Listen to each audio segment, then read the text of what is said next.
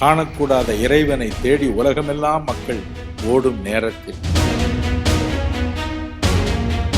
தயவு செய்து உங்களை தைரியப்படுத்திக் கொள்ளுங்கள். வேறு எந்த இடத்தில் நாம் ஜெபம் செய்தாலும் தேவனை தொழுது கொள்ள வந்திருக்கிற நாம் தொழுது கொள்ள வந்திருக்கும் இயேசு சுவாமி உண்மையுள்ளவர், முற்றிலும் உண்மையுள்ளவர், சத்தியவரர் என்பதை மனதில் வைப்போம். இரண்டாவது, எதிலெல்லாம் ஒரு உண்மையுள்ளவர் என்பதை காண்போம். முதலாவது, அவர் தம் வீட்டில் எங்கும் உண்மையுள்ளவர். எபிரேயர் 3:2 பாருங்கள். அங்கே வேதம் சொல்லுகிறது, மோசே தேவனுடைய வீட்டில் எங்கும் உண்மையுள்ளவனாய் இருந்தது போல அருமை இரட்சகர் இயேசுவும் உண்மையுள்ளவராய் இருக்கிறார் என்று. ஆனால் ஒரு வேறுபாடு. எபிரேயர் 3:5 பாருங்கள். எண்ணாகமம் 12:7 பாருங்கள். 2 வசனங்களும் சொல்கின்றன, ஒரு பணிவிடைக்காரனாய் மோசே தேவனுடைய வீட்டில் உண்மை உள்ளவனாய் இருந்தார். ஆனால் 6ஆம் வசனம் எபிரேயர் 3:6 சொல்கிறது, நம்முடைய அருமை இரட்சகர் இயேசு கிறிஸ்துவோ எல்லாவற்றிற்கும் மேற்பட்ட தேவகுமாரனாக அந்த வீட்டில் இருக்கிறார். 1 தீமோத்தேயு 3:15 சொல்கிறது, தேவனுடைய ஆலயத்தை தேவனுடைய வீடு என்று. தேவனுடைய வீட்டை இயேசு என்ன சொன்னார்? இது என் பிதாவின் வீடு என்றார். யோவான் 2:16 பாருங்கள். இது என் பிதாவின் வீடு என்றார். சென்னைக்கு நான் போன பிறகுதான் ஸ்டேட் பேங்க் கோஆபரேட் ஹவுசிங் காலனியில மெம்பராகி ஒரு சிறு வீடு கட்டினேன். அந்த வீட்டை கட்டினார்கள். கடைசியாக மொசைக் ஃப்ளோரிங் போட்டு கொண்டிருந்தார்கள். என் மகள் குட்டி ஏஞ்சல் அந்த வீடை பார்க்க வேண்டும் என்று விரும்பினாள். அப்பொழுது அவளுக்கு வயது மிக மிக குறைவு, 4 வயது தான். அவள் அந்த வீட்டை பார்க்க போனாள். அப்பொழுது மழை, தெருவில் எல்லாம் மணல் எல்லாம் சேராயிருந்து 2 காலிலும் சேறு. அதோடு உள்ளே நுழைந்தார். அந்த மொசைக் போட்டு கொண்டிருந்த மனிதர் என் மகளுடைய காலை பார்த்ததும் கெஞ்சி கேட்டுக்கொண்டார், அம்மா உள்ள வராதம்மா, உன் காலில் இருக்கிற சேரெல்லாம் இந்த மொசைக் மேல வந்துடும் என்று சொன்னார். கொஞ்ச நேரம் அப்படி நின்று யோசித்தார். அவ சொன்னா, இது ஏன் வீடு, நான் உள்ள வரதான் செய்வேன்னு சொன்னா அந்த சேர்த்து காலோட உள்ள போனான். அதே போலத்தான் நம்முடைய அருமை இரட்சகர் உரிமையோடு சொல்கிறார், இது என் பிதாவின் வீடு. கொஞ்சம் யோசித்து பாருங்க. நமது மத்தியில் இருக்கும் இயேசு அதே உரிமையோடு உங்கள் மத்தியிலே இருக்கிறார். இது என் பிதாவின் வீடு, நான் அங்கே இருப்பேன். நீங்களும் நானும் எவ்வளவு பாக்கியவான்கள், பாக்கியவதிகள், யோசித்து பாருங்கள்.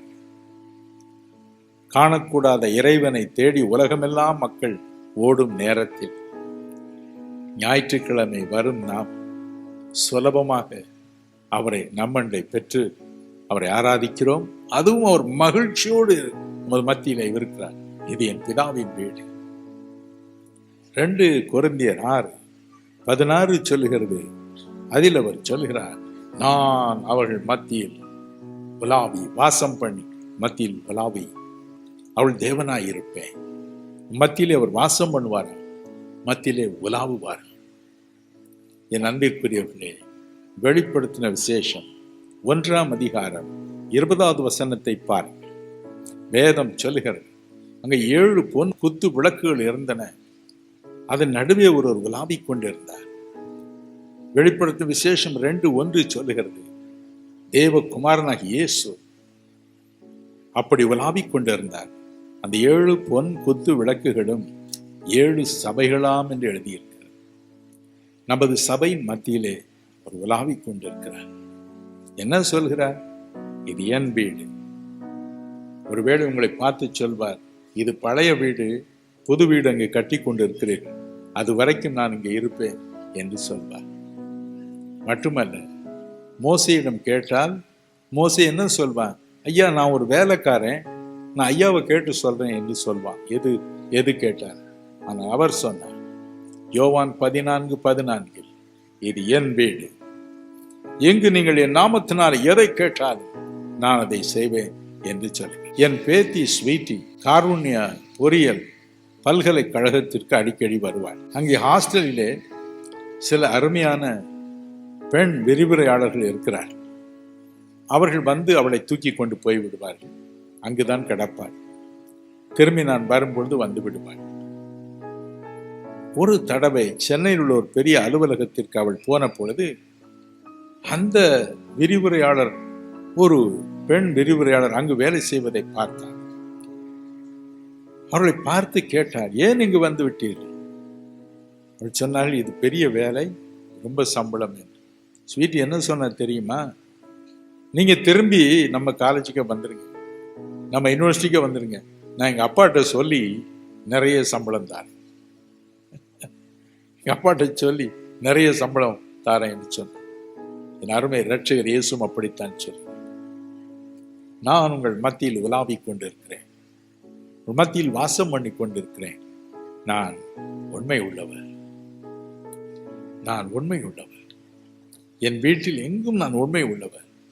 உங்களுக்கு என்ன வேண்டும் என்னிடத்தில் கேளுங்கள், நான் தருவேன். என் அன்பிற்குரியவர்களே, இந்த விசுவாசத்தோடு நம்பிக்கையோடு தான் நாம் ஜெபம் செய்கிறோம். தயவு செய்து உங்களை தைரியப்படுத்திக் கொள்ளுங்கள். வேறு எந்த இடத்தில் நாம் ஜெபம் செய்தாலும் ஒருவேளை கேட்கப்படாமல் போகலாம். ஆனால் தேவனுடைய வீட்டில், என் அருமை இரட்சகர் இயேசு கிறிஸ்துவின் பிதாவின் வீட்டில், அவர் வாசம் பண்ணும் வீட்டில், அவர் உலாவிக் கொண்டிருக்கும் வீட்டில் அவர் சொல்கிறார், எதையும் கேளு. ஸ்வீட்டி சொன்னது போல எங்க அப்பாட்ட சொல்லி நல்ல சம்பளம் தர சொல்கிறேன் என்று உரிமையோடு சொன்னது போல அவர் சொல்கிறார். யோவான் 16:24, இதுவரைக்கும் நீங்கள் என் நாமத்தினாலே ஒன்றும் கேட்கவில்லை, கேளுங்கள், அப்பொழுது உங்கள் சந்தோஷம் நிறைவாயிருக்கும்படி பெற்றுக்கொள்வீர்கள். தயவு செய்து இன்று உங்கள் விசுவாசத்தை பலப்படுத்திக் கொள்ளுங்கள், புதுப்பித்துக் கொள்ளுங்கள். நான் கேட்பேன், அவர் எனக்கு தருவார். என்ன சந்தோஷம் பார். உங்கள் இருதயம் கலங்காதிருப்பதாக.